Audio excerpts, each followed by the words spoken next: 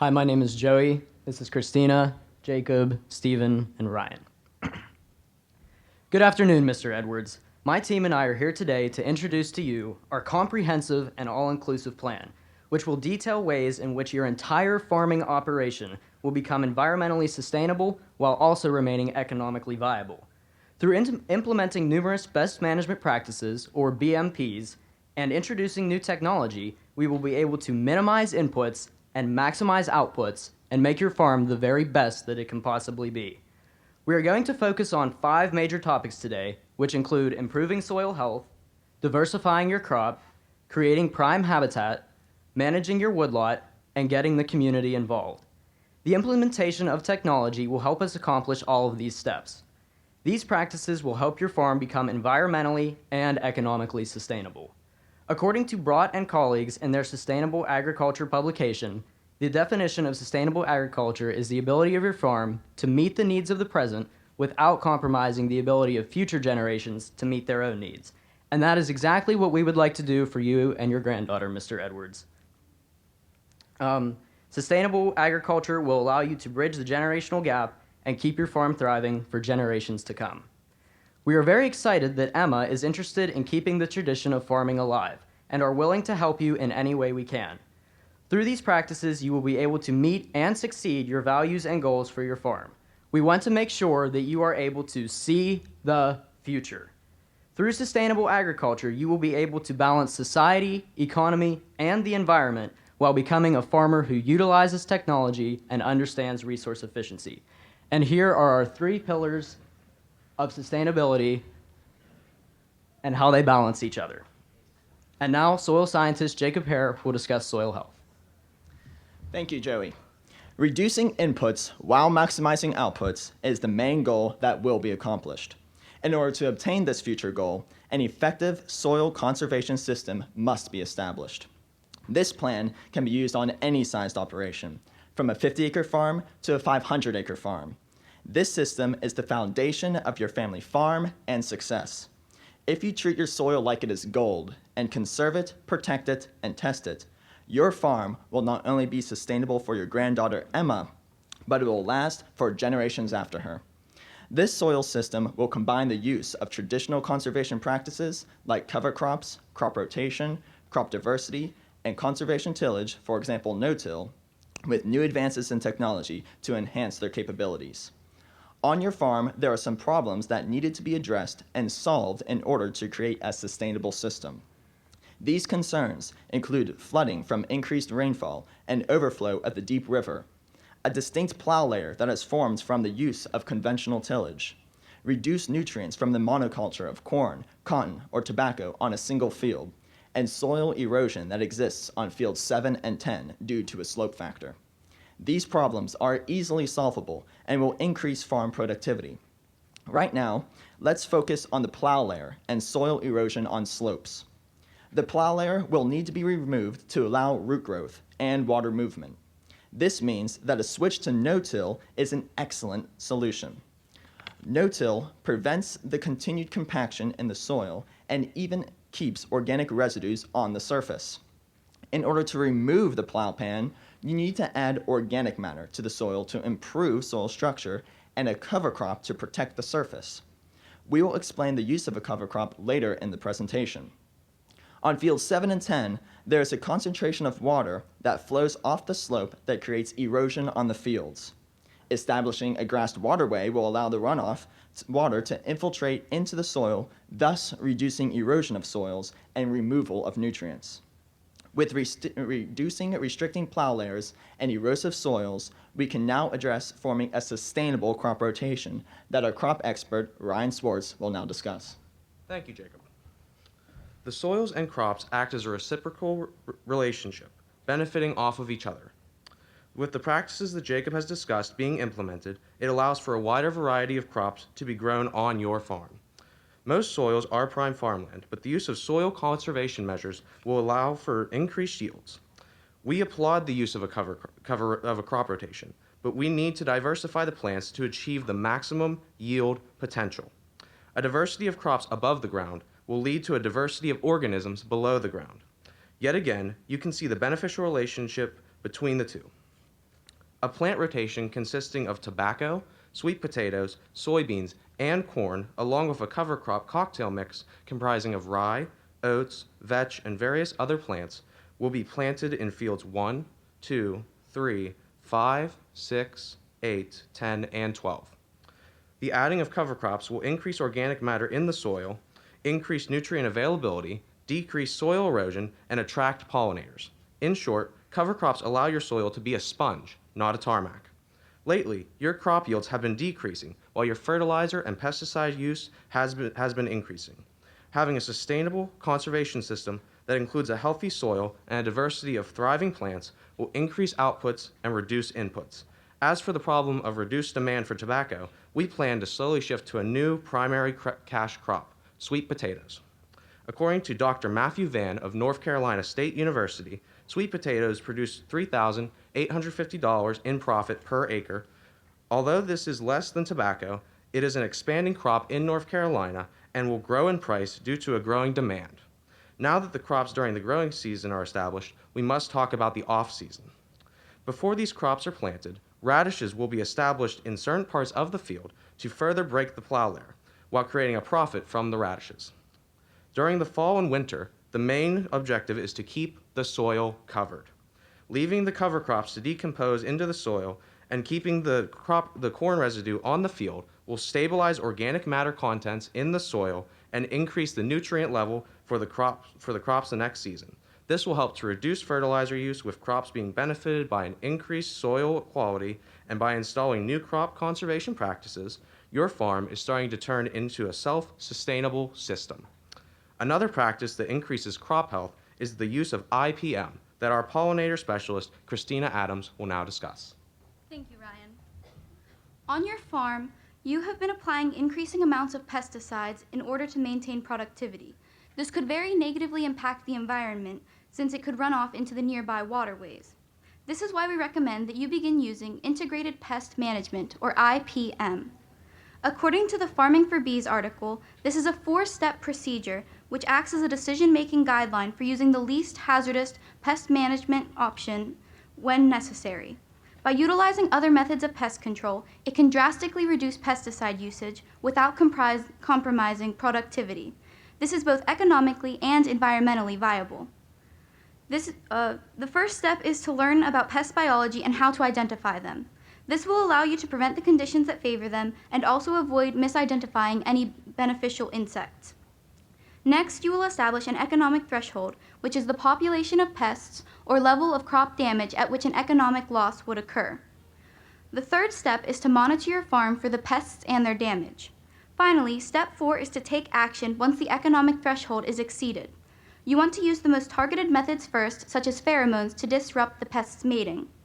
If this does not work, then you would want to proceed to trying biological control, where you can introduce a natural predator or enemy of the pest in order to eliminate them. The next phase would be to use spot treatments to rid your farm of the pest. The last resort would be to do a broadcast spraying, although this is very highly discouraged. Now, our wildlife expert, Stephen Zakoy, will discuss the management of wildlife. Thank you, Christina. As my colleagues have mentioned before, our priority is to ensure that your farm becomes economically viable through reducing inputs and maximizing outputs. In addition, the other half of that initial statement is making sure your farm becomes environmentally sustainable. We admire your concern for the natural habitat on your farm, and we want to outline how you can both maintain and improve upon the areas that flora and fauna inhabit. There are multiple locations on your farm that can act as prime habitat for grassland and early successional species that aren't even being utilized for agricultural practices. Field 11, which is lying fallow at the moment, can be converted into a haven for grassland and edge species like the cottontail rabbit and bobwhite quail, and plant species like goldenrod and milkweed. These plants, along with delayed mowing, will attract wildlife in the form of not only the animals, but in native pollinators as well. Native pollinators are things such as bees, bugs, birds, and bats, which will pollinate your crops and improve yields while acting as pest control. According to the Xerces Society, native pollinators are very efficient since they increase yields in 100% of the crops that they pollinate. This will reduce the need of excessive fertilizer applications that are occurring on your farm. There are 3 simple steps to pollinator habitat. First, recognize the native species and habitat currently located on your farm. Second, adapt farm practices to avoid causing harm to the pollinators. Finally, create new habitat around the farm. These areas will also help protect from erosion and reduce runoff of pesticides and fertilizers. As a companion to Field 11, the area surrounding your homestead, Field 4, can act as a similarly effective grassland habitat. And just to ease your mind of possible increases in pollinator activity around your farm, I would like to say that most native pollinators do not sting. Beyond the benefits these areas will bring in the way of aesthetics, improved pollination, and increased diversity, multiple federal monetary grants and aids, such as EQIP, the Environmental Quality Incentives Program, and CSP, the Conservation Stewardship Program, are available for the introduction and maintenance of these lands. The practice will be funded through EQIP, as it is an aid for starting practices. Your farm has potential for habitat beyond what we have mentioned here, though. There are multiple fields that can be converted into wetland habitat, which my partner, Jacob Hare, will discuss in further detail. Thank you, Stephen. We suggest establishing these wetlands along Deep River near fields 9A through 9F, 13, 14, and 15.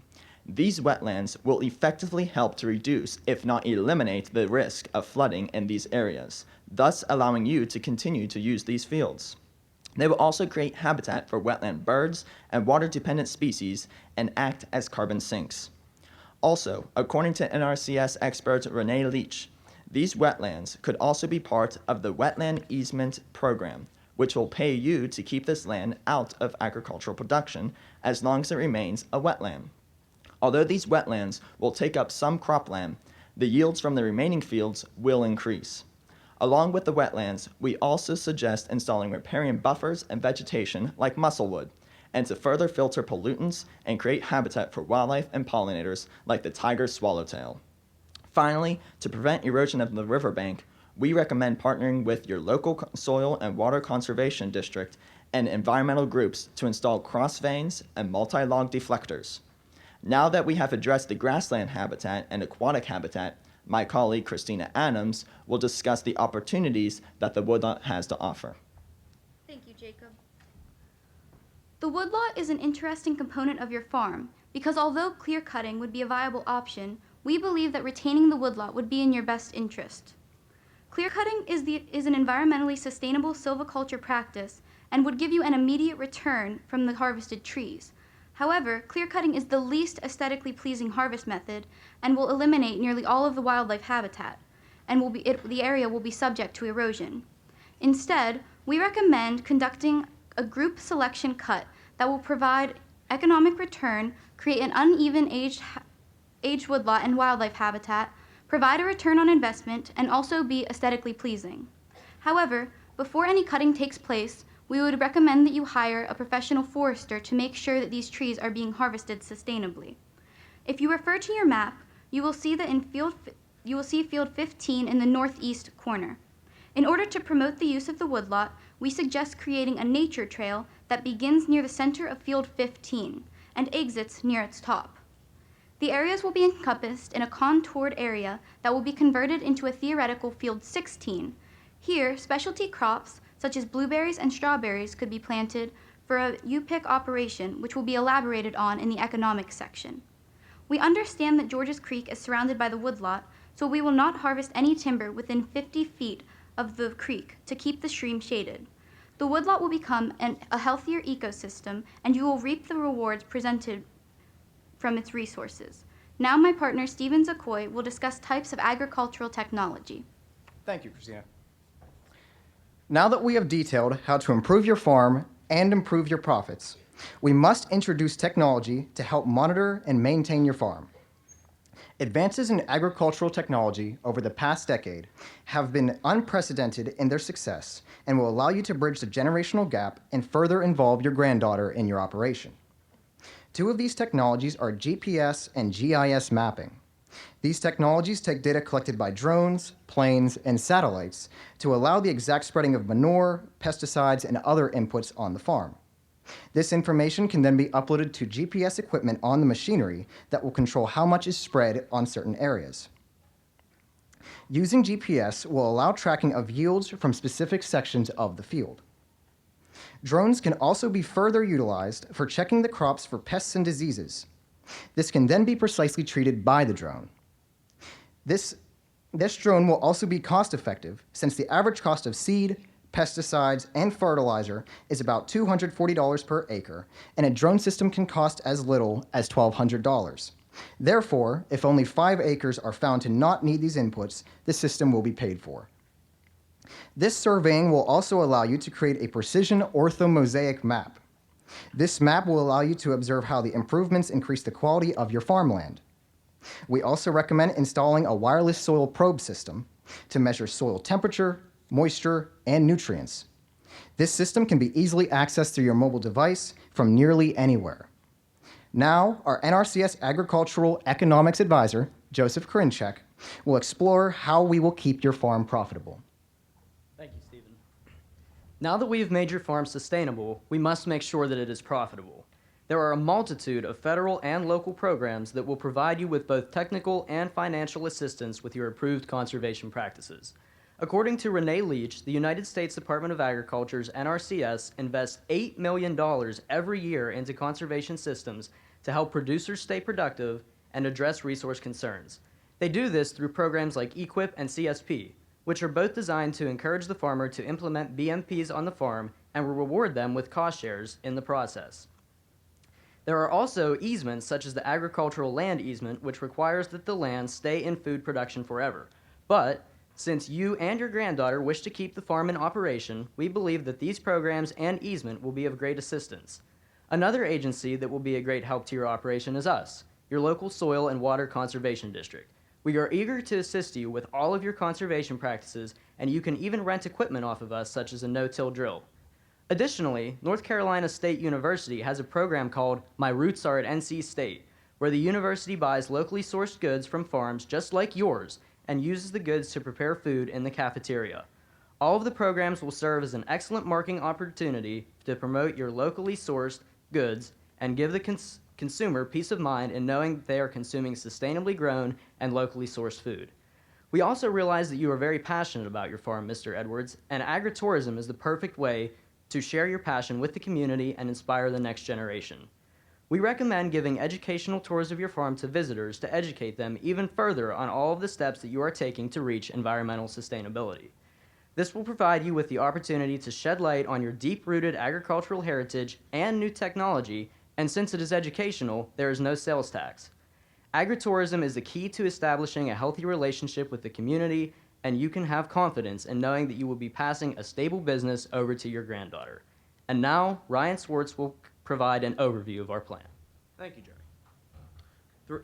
Through improving soil health, diversifying your crops, managing your woodlot and wildlife habitat, utilizing new technology, and reaching out to the community, your farm will become both sustainable and profitable for not just you and your granddaughter, but for generations to come.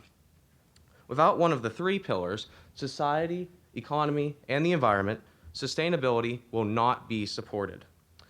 Through these pillars, you can become a farmer who utilizes technology and understands resource efficiency. I know this may seem like a large undertaking, but we will help you every step of the way, and you can work as quickly or as slowly as you need to. And through these practices, you can feed the ever-growing population of the earth. Thank you.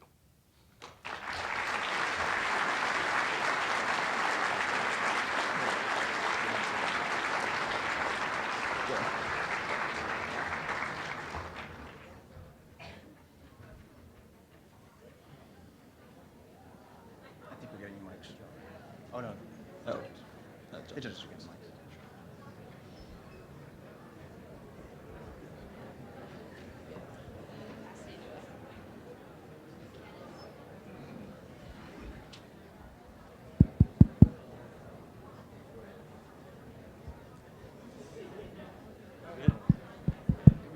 Hello? Can you hear me? Yeah. Okay. Hey, thank you very much for that presentation.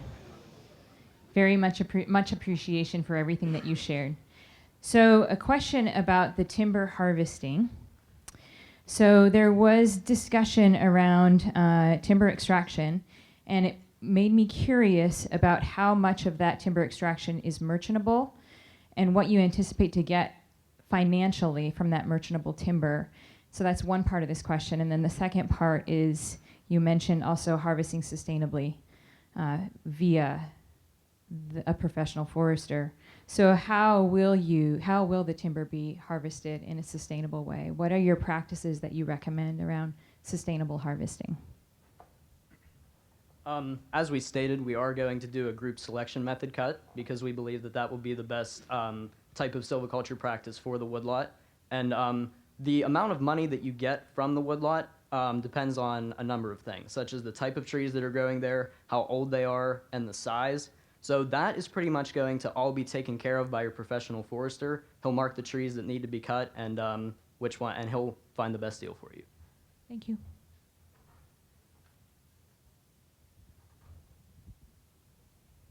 So during your presentation, there was a lot of discussion about sustainability. Can you define that term for me? Sustainability, in a simple definition, would be meeting the needs of today without compromising the future generations' ability to do the same. So we want to be able to have food, have our products, anything we might need from the environment, but we don't want to take them in quantity that they would be diminished or completely taken away from the future generations. And I also think an important factor for the sustainability is not only to have sustainability for your own farm, but also to spread your knowledge to other farmers around you to make a sustainable community. You've recommended several excellent initiatives for the farm, and you talked some about the economics. Do you have a sense of what Mr. Farmer Cecil's Edwards' initial investment might be to implement these? And then also what he might incur in terms of continued operating costs. Will he need additional labor? Will he, have to purchase additional equipment? I'm sure that would be of interest. So do you have a sense of sort of capital and operating costs to implement your program? Well, for certain operations, there might be a capital investment incurred, but this capital investment will be covered by the decreased labor and the decreased cost of inputs on the field over time through the use of this equipment or this practice. And whenever you're changing to a new system, you're always going to have a little bit of a spike in price, a little bit of more labor. But the whole thing is to get to the end goal, which is sustainability. And over time, the values of money will increase for profit, but the cost of everything will decrease as with labor. Okay, so you talked a little bit about soil health, and could you tell me what the parts of soil health are and how you're going to be addressing the tenants with your plan? Yes. So the main parts of the soil health is to make sure that your plants are covering the soil and that the roots are living in the soil. So, and to diminish compaction and erosion and the like. The main thing for that is to make sure that we have conservation tillage, which is no-till, and to keep the crop residues over the winter time so that whenever we come back for the next season, there's still nutrients from last season, and then each year can feed upon itself. You all talked about recommending an easement on those fields next to the river there. Do you know what type easement you would recommend? We would recommend a wetland easement program since we are developing wetlands in those areas. But in we might be able to use those fields for farmland as well, depending on the size of the fields. So they are a little smaller, so there's a chance the entire field might go into that easement program, but that will be covered by the easement program because they will be paying us to turn those into wetlands. So we're not losing any productivity because we're still making money off of them. How long would you suggest the easement? We would suggest it to probably be as long as you have the property, just because they should be staying in wetland for the environment. You guys, first of all, you did a great presentation. You made some pretty interesting recommendations on the technology side. Could you give us an estimate on the cost of those investments in drones and GIS? And what kind of efficiencies do you anticipate seeing by using more advanced technology? Well, in terms of technology, as we mentioned with the drone, a drone system can cost as little as $1,200.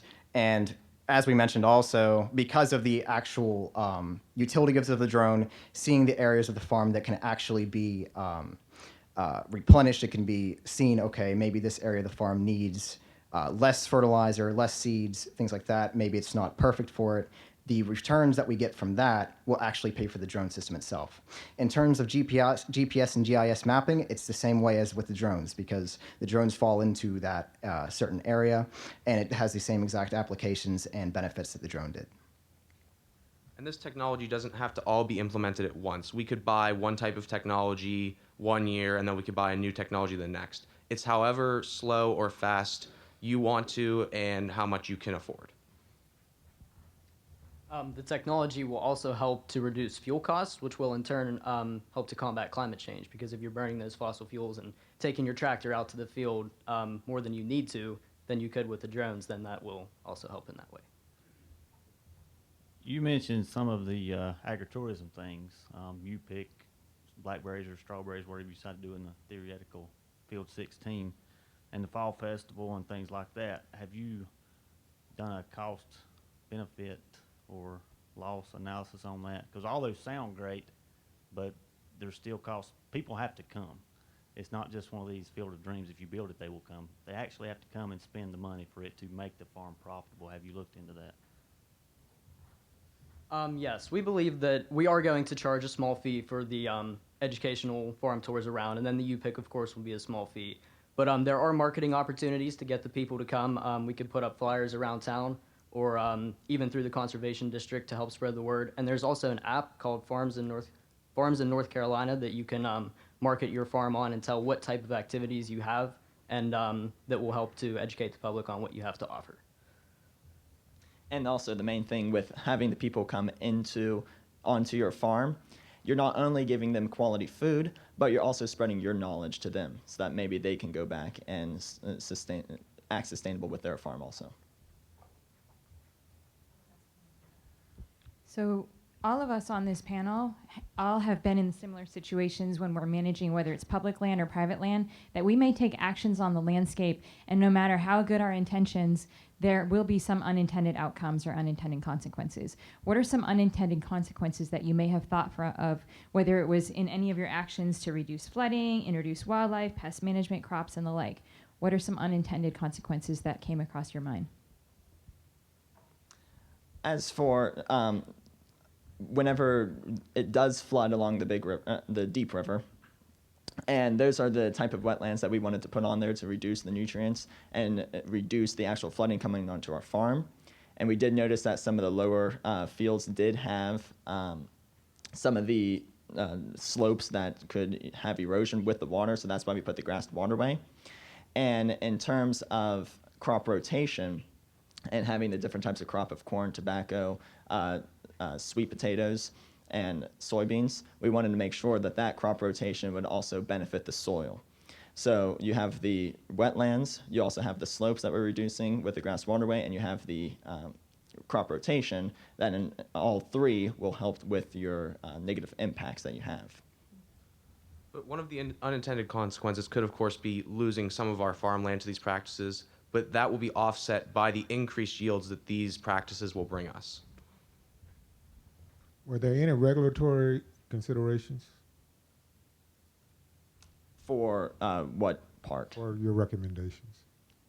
The only regulatory would be if you had to have the wetlands, you just had to make sure that they are in check with the, make sure that you're not impeding like onto the river, but those wetlands will also have the nutrients diminish. So in turn, whenever you didn't have those wetlands there, you would have those nutrients run off into the river, and then that would pollute the river. But with those wetlands, that would take away that nutrient loss and runoff.